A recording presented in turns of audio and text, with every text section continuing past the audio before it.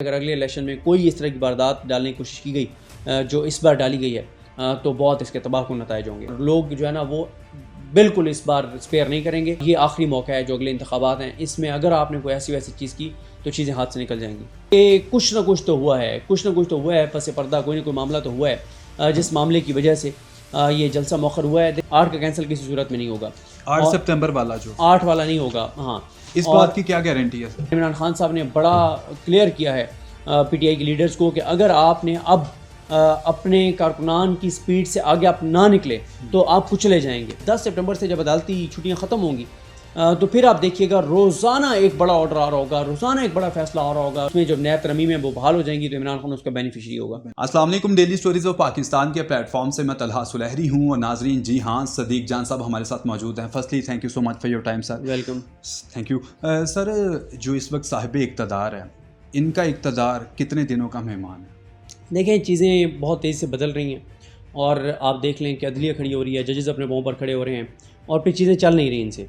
Economy इनसे नहीं चल रही, पाकिस्तान के लोग मैनेज नहीं हो रहे, सोशल मीडिया कंट्रोल नहीं हो रहा, ओवरसीज़ पाकिस्तानियों का एतमाद ख़त्म हो गया है, रियल एस्टेट बैठ गया है, कंस्ट्रक्शन रुक गई है, इंडस्ट्री बंद हो गई है, इन्वेस्टमेंट नहीं आ रही, मतलब कोई शोबा नहीं चल रहा, किसान तबाह और बर्बाद हो गया है, तनख्वाहदार तबका जलील हो गया है, मतलब हर तरफ से तबाही और बर्बादी है, हर तरफ से, किसी तरफ से कोई खैर की खबर नहीं है। तो इस सारी सूरत हाल में मेरा ख्याल है कि अब ज़्यादा टाइम नहीं है और चीज़ें एक दो कदम पीछे हटना पड़ेगा। इस तरह से मामलात नहीं चल सकते जिस तरह से चल रहे हैं। और फिर आप अदलिया में देखें, मुसलसल फैसले आ रहे हैं और अभी तो अदालतों की छुट्टियाँ हैं, तब इतनी इंपॉर्टेंट चीज़ें हो रही हैं। तो ये मेरे ख्याल 10 सितंबर से जब अदालती छुट्टियाँ ख़त्म होंगी तो फिर आप देखिएगा रोज़ाना एक बड़ा ऑर्डर आ रहा होगा, रोज़ाना एक बड़ा फैसला आ रहा होगा, रोज़ाना रिमार्क्स आ रहे होंगे और चीज़ें बहुत तेज़ी से आगे जो है वो बढ़ रही होंगी।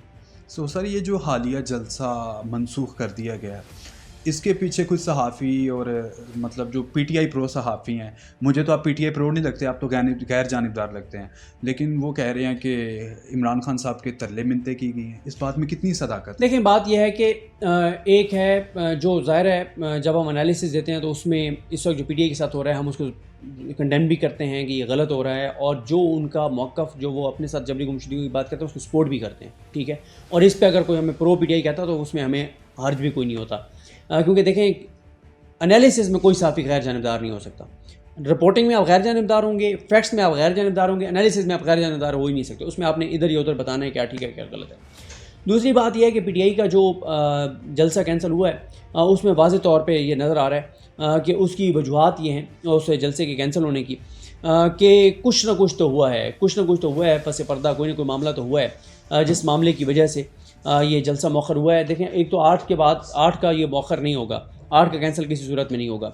8 सितंबर वाला जो 8 वाला नहीं होगा। हाँ, इस बात की क्या गारंटी है सर? जी, इस बात की गारंटी ये है कि जो रिएक्शन आया है इस पे इमरान खान साहब ने अडयाला में ये कहा है पीटीआई के लीडरशिप को कि कारकुनान आगे निकल गए हैं और आप पीछे रह गए। और इमरान खान साहब ने बड़ा क्लियर किया है पीटीआई के लीडर्स को कि अगर आपने अब अपने कारकुनान की स्पीड से आगे आप ना निकले तो आप कुचले जाएंगे।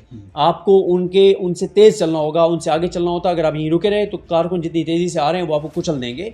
ये बात बड़ी कैटेगोरिकल अडयाला जेल में कह दी गई है। चीज़ें जो है वो बड़ी तेज़ी से ऐसी चल रही हैं, ऐसी हो रही हैं कि जिसके बाद मेरा ख्याल है कि वैसे भी शायद अब पीटीआई मुझे लगता है कि वो जलसे से ज़्यादा इमरान खान साहब की शायद इस्तकबाल की तैयारियां जो है वो शुरू कर दे। अच्छा। और इलेक्शन की तैयारियां शुरू कर दे, चीज़ें जिस तरफ जा रही हैं। तो इस्तकबाल कब पॉसिबल होगा?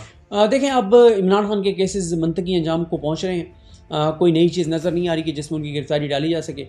मसलन इमरान खान साहब की तोशाखाना 2 में उनका जिस्मानी रिमांड कंप्लीट हो गया है, उसमें उनकी बेल अप्लाई हो गई है। 9 मई वालों में जुडिशल है वो बेल अप्लाई हो गई है। अलकादर में भी कन्विक्ट नहीं हुए और ये भी हो सकता है कि जैसे ही फैसला आए, ये सुप्रीम कोर्ट का 6 जून को जो फैसला महफूज हुआ था इंटर कोर्ट अपील, मेरा ख्याल है उस पर ये होगा कि जैसे इंटर कोर्ट अपील पे फैसला आएगा तो उसमें जब नया तरमीम है वो बहाल हो जाएंगी तो इमरान खान उसका बेनिफिशरी होगा। सर, स्टार्ट में जैसे आपने कहा कि हुकूमत डिलीवर नहीं कर पाई, 9 अप्रैल के बाद इनकी गवर्नमेंट है और बाद में जो निगरान सेटअप आया वो भी इन्हीं के बंदे थे। तो सर, मरीम साहिबा कहती हैं कि मैं 16-16 घंटे काम करती हूँ, अताउल्लाह तारड़ कहते हैं कि शहबाज शरीफ साहब 19-19 घंटे काम करते हैं और ख़ुद भी किसी दूसरे को सोने नहीं देते। तो ये क्यों नहीं डिलीवर कर पाई इतना काम करके? सर देखें, बात यह है कि वो पता नहीं अब 16 घंटे वो क्या करती हैं। अब ये भी होता है कि अगर वो टिकटॉक रिकॉर्ड करके और उसको एडिटिंग करवाती हैं बैठ के, तो उसके ऊपर भी बहुत टाइम लगता है। कभी आप पूछें जो टिकटॉक पे काम करते हैं कि फुल टाइम जॉब है। हम जो यूट्यूब करते हैं तो हम 8-10 घंटे जाते हैं कोर्ट में, चीज़ें कवर करते हैं, फिर आके उसको दोबारा लिखना, तैयारी करना, तो 16-17 घंटे तो हमें भी एक वीडियो बनाने में लग जाते हैं कम अज़ कम, अगर अच्छी वीडियो बनानी हो, इन्फॉर्मेटिव बनानी हो। तो अगर तो वो 16 घंटे लगाती हैं 17 घंटे को टिकटॉक वीडियोस के ऊपर, मसलन वो पहले तय करती हैं कि आज उन्होंने ड्रेस कौन सा पहनना है, फिर वो जो रिकॉर्डिंग होगी उसमें एंगल्स क्या होंगे, उसमें फ़िल्टर्स क्या होंगे, फिर बाद में एडिटिंग करवाना, और ये अगर इस पे तो इस पे भी 16-17 घंटे तो इस पे भी लग जाते होंगे। और शहबाज शरीफ साहब जो हैं वो पता नहीं अब 19 घंटे काम करते हैं बकौल लगातार, और दूसरों को भी नहीं सोने देते। देखें 19 घंटे अगर वो काम करते हैं तो कोई एक तो पाकिस्तान का शोबा बताएं ना जो जिससे खैर की खबर हो, जो आगे जा रहा हो, इकॉनमी आगे जा रही होती, महंगाई कम हो रही होती, इन्वेस्टमेंट आ रही होती, एक्सपोर्ट्स बढ़ रही होती, इंडस्ट्री चल रही होती, रियल एस्टेट चल रहा होता, कंस्ट्रक्शन चल रही होती, किसान खुशहाल हो रहा होता, तनख्वाहदार तबका खुशहाल हो रहा होता, पाकिस्तान के कोई इदारे बेहतर हो रहे होते, PIA की कारकर्दगी बेहतर हो रही होती, स्टील मिल चल पड़ी होती, कोई करोड़ों दरख्त लग गए होते। कुछ तो बताएं कि आप कहें कि जी शहबाज शरीफ साहब 19 घंटे उनकी कारकर्दगी तो ये हुआ है। हाँ, 19 घंटे अगर वो मेहनत करते हैं तो एक चीज़ नजर आती है कि इनके करप्शन लूट मार के केसेस ख़त्म हो गए, इनकी चोरी चकारियाँ बढ़ गई, इनके बैरून मुल्क के 700 जायदादें बढ़ रही हैं, इनके दुबई में जायदादें बढ़ रही हैं।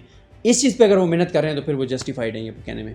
तो सर इलेक्शंस हम भी सुन रहे हैं, कोई दिसंबर में कह रहा है कि इलेक्शंस की अनाउंसमेंट हो जाएगी या दिसंबर में इलेक्शन हो जाएंगे, तो निगरान सेटअप में कौन सा आगे PTI या मतलब प्राइम मिनिस्टर किसको देख रहे हैं आप? नहीं, वो तो अभी कुछ भी नहीं कहा जा सकता। शाहिद हुसैन सैयद का नाम वो आ तो रहा है। आते रहते हैं नाम इस तरह के, और पहले भी नाम बड़े बड़े चले थे और किसी के महमो गुमान में नहीं था कि नवाब काकर साहब को वहाँ से ला के और इस तरह से मुसल्लत कर दिया जाएगा। तो ये कुछ नहीं कहा जा सकता। देखिए मेरा ख्याल है कि PTI जो है, इमरान खान साहब जो हैं वो फरवरी की सोचेंगे कि फरवरी में इलेक्शन हो, फरवरी 2025 में, क्योंकि 27 जनवरी 2025 को सिकंदर सुल्तान राजा साहब जिन्होंने इस मुल्क को तबाह और बर्बाद किया है 8 फरवरी के इंतखाबात के नतीजे में, मुल्क की बुनियादें हिला दी हैं और मुल्क को उस अदम इस्तेहकाम का शिकार किया कि जो अगले 50 साल भी पाकिस्तान उससे नहीं निकल सकेगा। तो ये अजीम शख्सियत पाकिस्तान के उन मुखालफिन के लिए जो पाकिस्तान को कमज़ोर करना चाहते थे, उनके लिए बड़ी अजीम शख्सियत जो है सिकंदर सुल्तान राजा, वो रिटायर होंगे तो मैं इमरान खान उसके बाद इलेक्शन में जाएंगे, इनके होते हुए इलेक्शन में नहीं जाएंगे। तो सर क्या अगले जो आम इंतखाबात होंगे क्या वो पाकिस्तान की तारीख के शफाफ तरीन इंतखाबात होंगे? ये तो कुछ नहीं कहा जा सकता, ये होंगे तो पता चलेगा, लेकिन जिस हद तक नफ़रतें बढ़ गई हैं, जिस हद तक लोगों में फ्रस्ट्रेशन बढ़ गई है, गम और गुस्सा बढ़ गया, तो मेरा ख्याल है कि अगर अगले इलेक्शन में कोई इस तरह की वारदात डालने की कोशिश की गई जो इस बार डाली गई है, तो बहुत इसके तबाहकुन नताइज होंगे और लोग जो है ना वो बिल्कुल इस बार स्पेयर नहीं करेंगे। ये आखिरी मौका है जो अगले इंतखाबात हैं, इसमें अगर आपने कोई ऐसी वैसी चीज़ की तो चीज़ें हाथ से निकल जाएंगी।